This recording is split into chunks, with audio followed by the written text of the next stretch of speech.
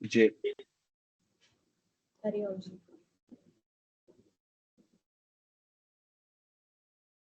இன்னும் கொஞ்சம் பெருசா சொல்ல போறேன். எமினேஷ் ஜி, இந்த லலிதா ஜி இந்த ஸ்கிரிப்ட் மட்டும் குரூப்ல கொடுக்கல. போத் சன்ஸ்கிரிட் அண்ட் போட்டோ எடுத்து. தேங்க்யூ. ईशानः सर्वविद्यानाम् ईश्वरः सर्वभूतानां ब्रह्माधिपतेर्ब्रह्मणोऽधिपतेर् Ishanah sarvavidyanam Ishwarah sarvabhutanam Brahmadipatir Brahmanodipatir Ishanah sarvavidyanam Ishwarah sarvabhutanam Brahmadipatir Brahmanodipatir ब्रह्माधिपतेर्ब्रह्मणोऽधिपतेर् Brahma शिवो मे अस्तु सदा शिवो Brahmadipatir Brahmanodipatir Brahma Shivo me astu sada Shivo Brahmadipatir Brahmanodipatir Brahma Shivo me astu sada Shivo. कलाराजन. Hari Om ji. ईशानः सर्वविद्यानाम् ईश्वरः सर्वभूतानां ब्रह्माधिपतेर्ब्रह्मणोऽधिपतेर्ब्रह्मा शिवो मे अस्तु सदा शिवो ईशानः सर्वविद्यानाम् ईश्वरः सर्वभूतानां ब्रह्माधिपतेर्ब्रह्मणोऽधिपतेर्ब्रह्मा शिवो मे अस्तु सदा शिवो ईशानः सर्वविद्यानाम् ईश्वरः विद्यानां ध्यावुकुळ ईशानः सर्वविद्यानाम् ईशानः सर्वविद्यानाम् ईश्वरः सर्वभूतानां ब्रह्माधिपतिर्ब्रह्मणोऽधिपतिर्ब्रह्मा शिवो मे अस्तु सदा शिवो केलवेर्या कृष्णमूर्ति.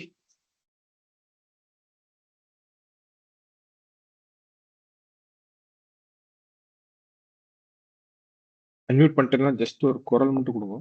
கிருஷ்ணமூர்த்தி ஜி.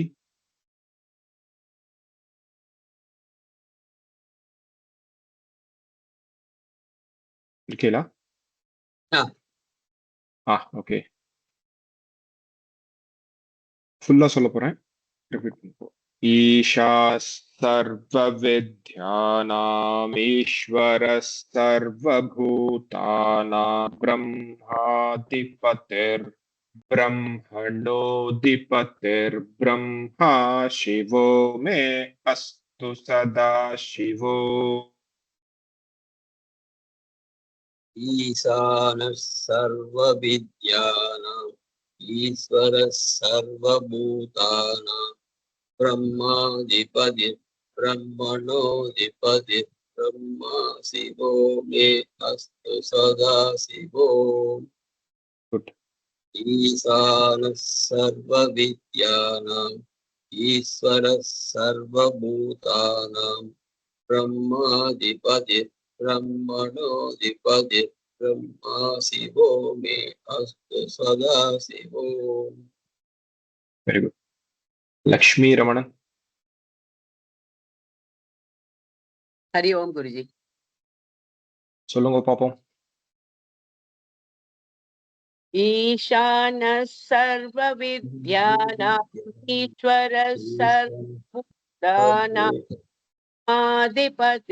ब्रह्मणोऽधिपते ब्रह्मा शिवो मे अस्तु सदा शिवोम् ईशानः सर्वविद्यानाम् ईश्वरः सर्वभूतानां ब्रह्माधिपते ब्रह्मणोऽधिपते ब्रह्मा शिवो मे अस्तु सदा शिवोम् Good. Lakshmi Sabhapati. ईशानः सर्वविद्यानाम् ईश्वरः सर्वभूतानां ब्रह्माधिपतिर्ब्रह्मणोऽधिपतिर्ब्रह्मा शिवो मे अस्तु सदा शिवोम् Repeat. ईशानः सर्वविद्यानाम् ईश्वरः सर्वभूतानां ब्रह्माधिपतिर्ब्रह्मणोऽधिपतिर्ब्रह्मा शिवो मे अस्तु सदा शिवोम् Very good. Mun Jayaraman.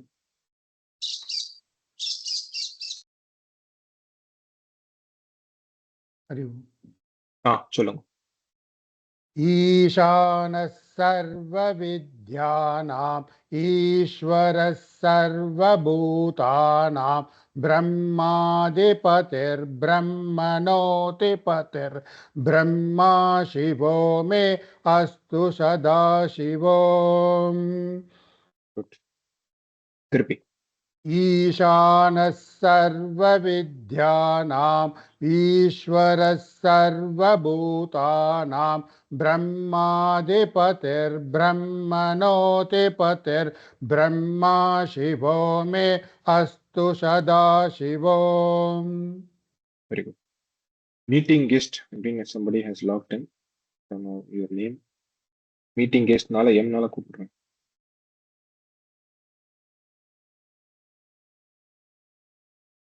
தெரியல. ஓகே. மாலதி. नमस्कार हाँ. ईशानः सर्वविद्यानाम् ईश्वरः सर्वभूतानां ब्रह्माधिपतिर्ब्रह्मणोऽधिपतिर्ब्रह्मा शिवो मे अस्तु सदा शिवोम् ईशानः सर्वविद्यानाम् ईश्वरः सर्वभूतानां ब्रह्माधिपतिर्ब्रह्मणोऽधिपतिर्ब्रह्मा शिवो मे अस्तु सदा शिवोम् Astu Sada Shivom. Sala, there is no intonation.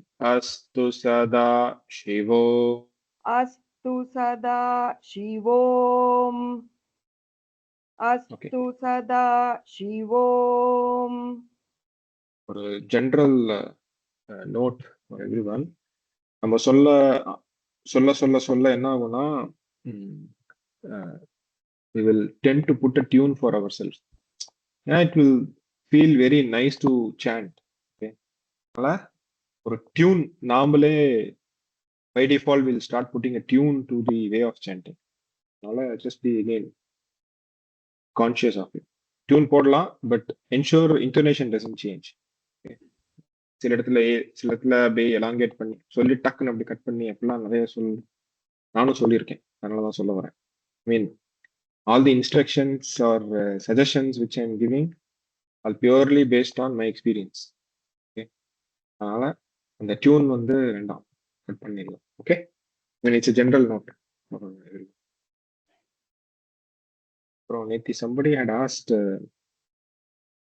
மூச்சு ஒரே அட்டஸ்டட் சொல்ல முடியல.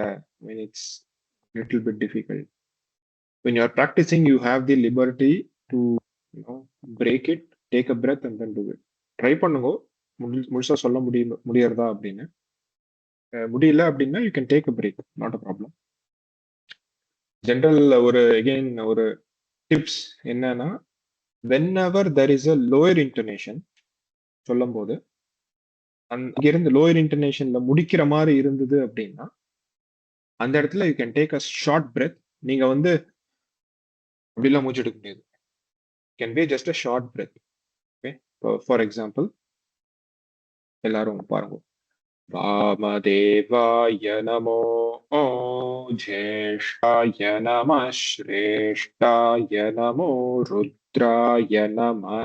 ओके, नमः कालाय नमः कलविकराय नमो बलविकरणाय नमो भलाय नमो बलप्रमथनाय नमः सर्वभूतदमनाय नमो मनोन्मनाय நமஹ. எதுக்கு இந்த இடத்துல இவ்வளோ பிரேக் விட்டேன் அப்படின்னா, whenever there is a lower intonation, there is a short possibility of you taking a short breath. So அதை எடுத்து இன்னும் சொல்லிட்டு அப்புறம் இன்னொரு இடத்துல wherever you can. So when you are chanting as a group, there is no problem because somebody else will chant. So you can take a breath always. Chanting individually எவ்வளோ தூரத்துக்கு உங்களால முழுசா சொல்ல முடியுமோ சொல்லுங்க. அப்படி இல்லாட்டி you take a break and then chant, no problem. சரியா? There is no hard and fast rule இப்படி தான் சொல்லணும் அப்படின்னு. கரெக்டாக சொல்லணும், இன்டர்நேஷன்ஸ் கரெக்டாக இருக்கணும், ப்ரொனன்சியேஷன் கரெக்டாக இருக்கும். So this is the main thing. Hope it clarifies. Thank you. Okay, மாதவன்ஜி புதுசு கற்றுக்கலாமா? நெக்ஸ்ட் லைன் ஓகேலா மாதவன்ஜி? Right, yes. ஓகே. நமோ ஹிரண்யபாஹவே நமோ ஹிரண்யபாஹவே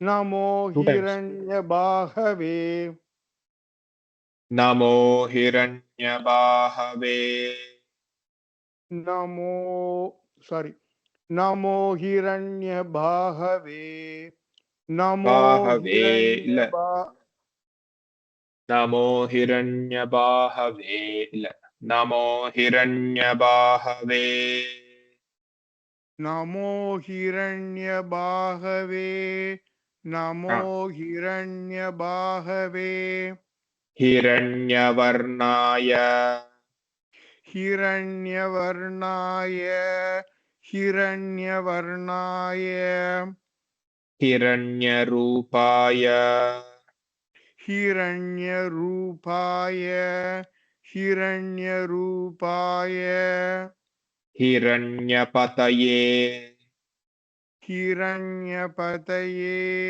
ஹிரண்யபதயே அம்பிகாபதய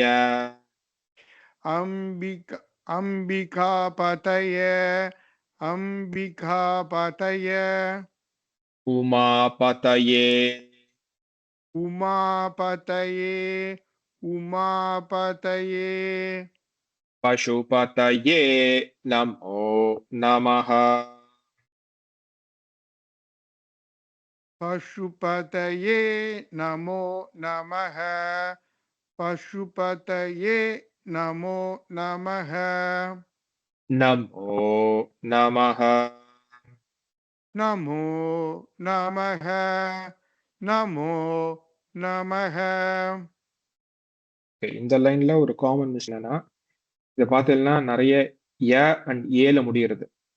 ஹிரண்யபாஹவே வர்ணாய ரூபாய பதயே அம்பிகா பதய பதயே அப்புறம் அம்பிகா பதய உமா பதயே பசுபதயே. ஸோ என்னன்னா இந்த ஏவும் ஏவும் கண்ணா முன்னான்னு ட்விஸ்ட் ஆகும். ஓகே, நடுவில் யோலா வேற வரும். Because again still we are learning, அதனால தப்பு இல்லை. இது வந்து it's a common mistake which people generally tend to make. அதனால எதுக்கு முன்னாடியே சொல்றேன் அப்படின்னா, இவர் எதுக்கு சும்மா எல்லாத்துக்கும் ஒன்று சொல்லிட்டே இருக்காரு அப்படின்னு நினைக்காதீங்க. சேர்த்து சாண்ட் பண்ணும்போது அது மாதிரி வரக்கூடாது அப்படிங்கிறதுக்காக சொல்றேன். வேற ஓகே, மணி சுந்தர்.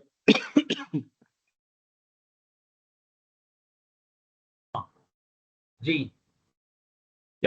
நமோ ஹிரண்யபாஹவே नमो हिरण्यबाहवे नमो हिरण्यबाहवे हिरण्यवर्णाय हिरण्यवर्णाय हिरण्यवर्णाय हिरण्यरूपाय हिरण्यरूपाय हिरण्यरूपाय हिरण्यपतये हिरण्यपतये हिरण्यपतये अम्बिकापतय अंबिकापतय अंबिकापतय उमापतये उमापतये उमापतये पशुपतये नमो नमः पशुपतये नमो नमः पशुपतये नमो नमः गुड नम्रता Yes, Ji. नमो हिरण्यबाहवे हिरण्यवर्णाय नमो हिरण्यबाहवे हिरण्यवर्णाय नमो हिरण्यबाहवे हिरण्यवर्ण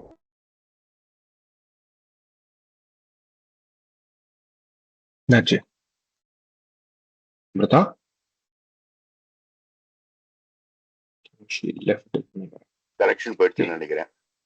हाँ கேக்குறதா ஜி கேக்குறது எங்க போனேன் இல்ல ஜி ரிமூவ் இன்னும் வந்தது சொல்லு नमो हिरण्यबाहवे हिरण्यवर्णाय नमो हिरण्यबाहवे हिरण्यवर्णाय हिरण्यरूपाय हिरण्यपतये हिरण्यरूपाय हिरण्यपतये हिरण्यरूपाय हिरण्यपतये अम्बिकापतय उमापतये अंबिकापतय उमापतये अंबिकापतय उमापतये पशुपतये नमो नमः पशुपतये नमो नमः पशुपतये नमो नमः ओके पंकजा महेश हरि ओम जी नमो हिरण्यबाहवे हिरण्यवर्णाय हिरण्यरूपाय हिरण्यपतये नमो हिरण्यबाहवे हिरण्यवर्णाय हिरण्यरूपाय हिरण्यपतये नमो हिरण्यबाहवे हिरण्यवर्णाय हिरण्यरूपाय हिरण्यपतये हिरण्यपतये अम्बिकापतय उमापतये हिरण्यपतये अंबिकापतय उमापतये हिरण्यपतये अंबिकापतय उमापतये पशुपतये नमो नमः पशुपतये नमो नमः पशुपतये नमो नमः पद्मावती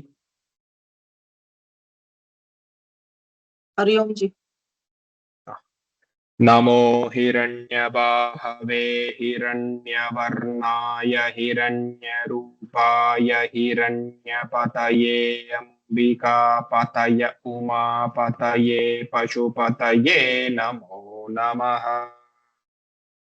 नमो हिरण्यबाहवे हिरण्यवर्णाय हिरण्यरूपाय हिरण्यपतये अंबिकापतये उमापतये पशुपतये नमो नमः नमो हिरण्यबाहवे हिरण्यवर्णाय हिरण्यरूपाय हिरण्यपतये अंबिकापतय उमापतये पशुपतये नमो नमः Okay, good.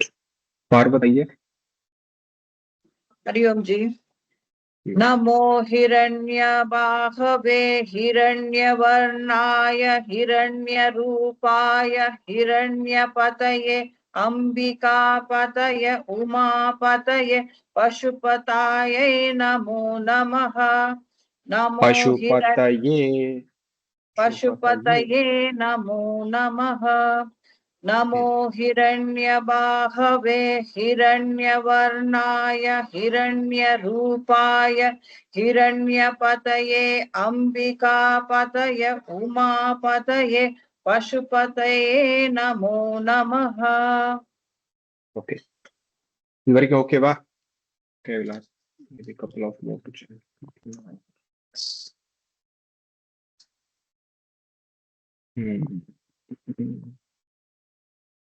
சுஷ்மா ஜோஷி. சுஷ்மா ஜோஷி ஓகேங்களா? हरिओम जी। சொல்லுங்க.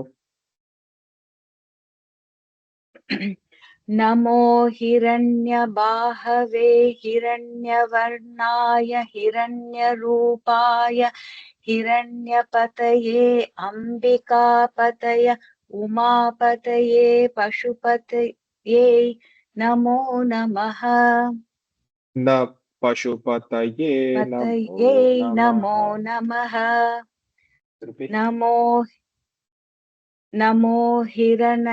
नमो हिरण्यबाहवे हिरण्यवर्णाय हिरण्यरूपाय हिरण्यपतये अम्बिकापतय उमापतये पशुपतये नमो नमः। Okay. स्वामीनाथन R. हरि ओम जी। नमो हिरण्यबाहवे हिरण्यवर्णाय हिरण्यरूपाय हिरण्यपतये अम्बिकापतय उमापतये पशुपतये नमो नमः नमो हिरण्यबाहवे हिरण्यवर्णाय हिरण्यरूपाय हिरण्यपतये अम्बिकापतय उमापतये पशुपतये नमो नमः अम्बिकापतय अम्बिकापतये अम्बिकापतय उमापतये पशुपतये नमो नमः. Okay. Just another correction. Surya TS. ओम जी। हाँ. नमो हिरण्यबाहवे हिरण्यवर्णाय हिरण्यरूपाय हिरण्यपतये अम्बिकापतय उमापतये पशुपतये नमो नमः जगन नहीं सुलेडे. नमो हिरण्यबाहवे हिरण्यवर्णाय हिरण्यरूपाय हिरण्यपतये अम्बिकापतय उमापतये पशुपतये नमो नमः. Okay. So இன்னையோட homework இதோட நிதனபதி சிவபாசன மந்திரம் gets completed. Okay. Very good. Successfully complete பண்ணிட்டேன். Full சிவபாசன மந்திரம் starting from நிதனபதியே to நமோ ஹிரண்யபாகவே வரைக்கும் ப்ராக்டிஸ் பண்ணிட்டு அவசரமா இல்லாம நல்லா ப்ராக்டிஸ் பண்ணிட்டு ரெக்கார்ட் பண்ணி அனுப்புங்க. ஓகே, நம்ம கிளாஸ் நெக்ஸ்ட் இன்னைக்கு மண்டே இல்லையா? ஸோ இன்னைக்கு Friday. So Friday Saturday practice பண்ணோம். Sunday send it to me. Before next class, send it to me. Okay. Fulla. Very good. We still have a couple of minutes. We will start the next one and then we will close the class. Next one, we will move to Mantra Pushpam. And relatively, you will send us the recording, Ninga? Huh? Ninga, the three people. Yeah, I will send us the recording. Yeah, of course. உச்சரிப்பு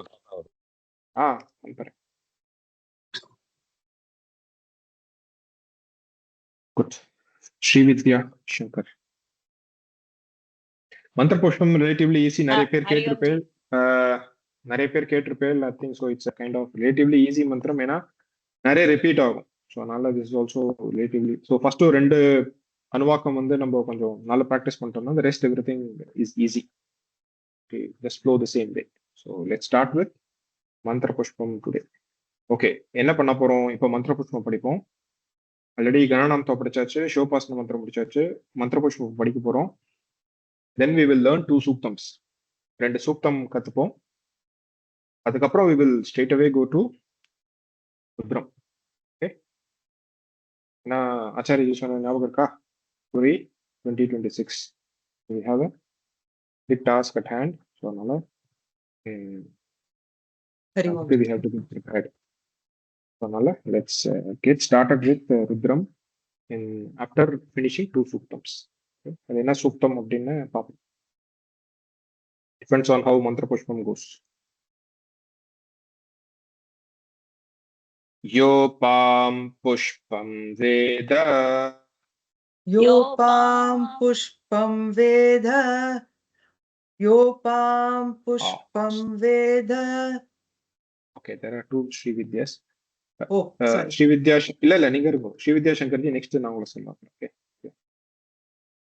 I have to be நான் எனக்கு அடுத்து வரல. Sorry for that. Yopam pushpam veda योपां पुष्पं वेद योपां पुष्पं वेद. पुष्पवान् पुष्पवान् पुष्पवान् प्रजावान् प्रजावान् प्रजावान्. पशुमान् भवति पशुमान् भवति पशुमान् भवति. चन्द्रमावा चन्द्रमावा चन्द्रमावा. अपां पुष्पम् अपां पुष्पम् अपां पुष्पम्. पुष्पवान् पुष्पवान् पुष्पवान्. प्रजावान् प्रजावान् प्रजावान्. पशुमान् भवति पशुमान् भवति पशुमान् भवति. य एवं वेद य एवं वेद य एवं वेद. योपामायतनं वेद योपाम् आयतनं वेद योपाम् आयतनं वेद. आयतनवान् भवति आयतनवान् भवति आयतनवान् भवति. श्री विद्याशंकर. हरि ओम गुरुजी. योपां पुष्पं वेद योपां पुष्पं वेद योपां पुष्पं वेद. पुष्पवान् प्रजावान् पुष्पवान् प्रजावान् पुष्पवान् प्रजावान्. पशुमान् भवति पशुमान् भवति पशुमान् भवति. चन्द्रमावा चन्द्रमावा चन्द्रमावा. अपां पुष्पम् अपां पुष्पम् अपां पुष्पम्.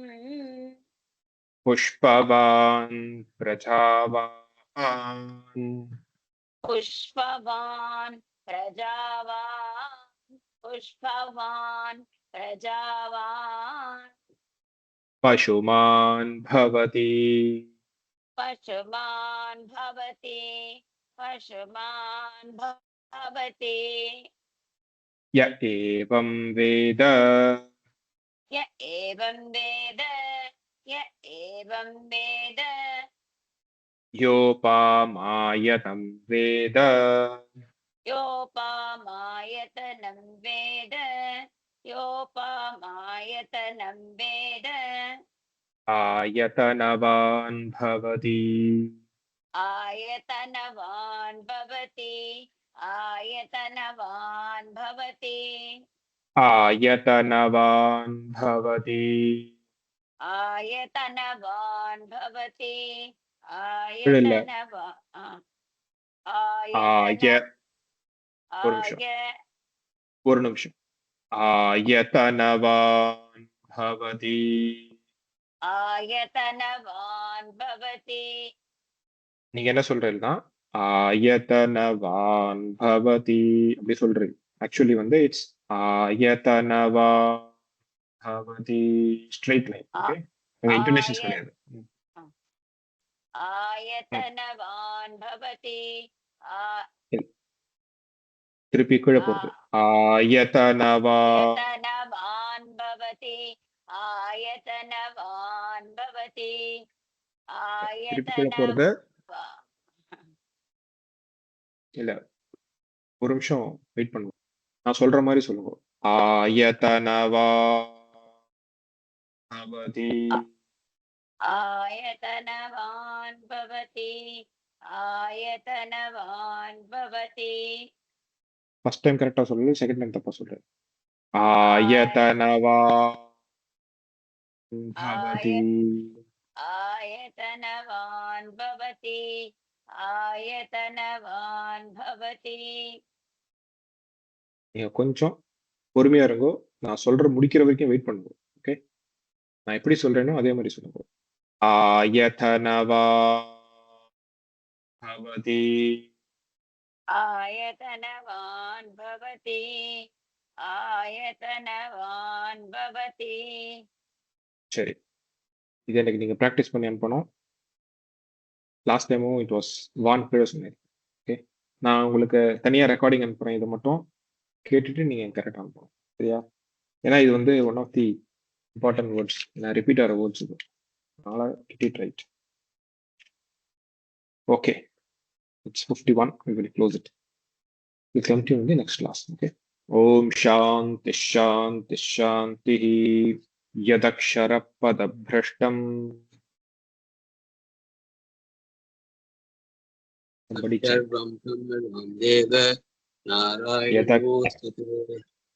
Yadakshara. ஒரு நிமிஷம், நான் ஒரு நிமிஷம் ரிப்பீட் பண்ணுங்க for the benefit of everyone. यदक्षरपदभ्रष्टं यदक्षरपदभ्रष्टं मात्राहीनं तु यद्भवेत् मात्राहीनं तु यद्भवेत् तत्सर्वं क्षम्यतां देव तत्सर्वं श्रुतां देव तत्सर्वं क्षम्यतां देव तत्सर्वं क्षम्यतां देव क्षम्यतां देव क्षम्यतां देव नारायण नमोऽस्तुते नारायण नमोऽस्तुते विसर्गबिन्दुमात्राणि विसर्गबिन्दुमात्राणि पदपाद पदपाद क्षराणि च कराणि च न्यूनानि न्यूनानि चातिरिक्तानि चातिरिक्तानि समक्ष्वपुरुषोत्तम क्षमस्व पुरुषोत्तम अन्यथा शरणं नास्ति अन्यथा शरणं नास्ति त्वमेव शरणं मम त्वमेव शरणं मम तस्मात् काम्यभावेन अस्मात् काम्यभावेन तस्मात् कारुण्य तस्मात् कारुण्य भावेन भावेन रक्ष रक्ष महेश्वर रक्ष रक्ष महेश्वर. हरिः ओम तत्सत्. ओम ओम पूर्णमदः पूर्णमिदं पूर्णात् पूर्णमुदच्यते पूर्णस्य पूर्णमादाय पूर्णमेवावशिष्यते. ओम शांति शांति शांतिः. हरिः ओम श्री गुरुभ्यो नमः. हरिः ओम. ओम. Okay, thank you. Hari Om. Have a great day. Hari Om. Monday morning Hari 6:30 Om we ji. will meet. Monday Hari morning Om. means Hari Om. Hari Om, Hari Om, Hari Om. Hari Om ji. Monday Hari Om. morning Hari Om. 6:30. Hari Om. Monday morning 6:30 Hari class Om. you will have in online Hari Om class ji. Monday morning 6:30. Right. Hari Om ji. Hari Hari Om. Om. Hari Om. Hari Om. Hari Om. sorry online okay Hari Om, Namaste ji. Hari Om. Hari Hari Om. Om. Hari Om. Hari Om Namaskar. Hari Om. Hari Om. Huh? Monday morning Hari 6:30 Om. online in person illa Online. Hmm. Hari Om. thank you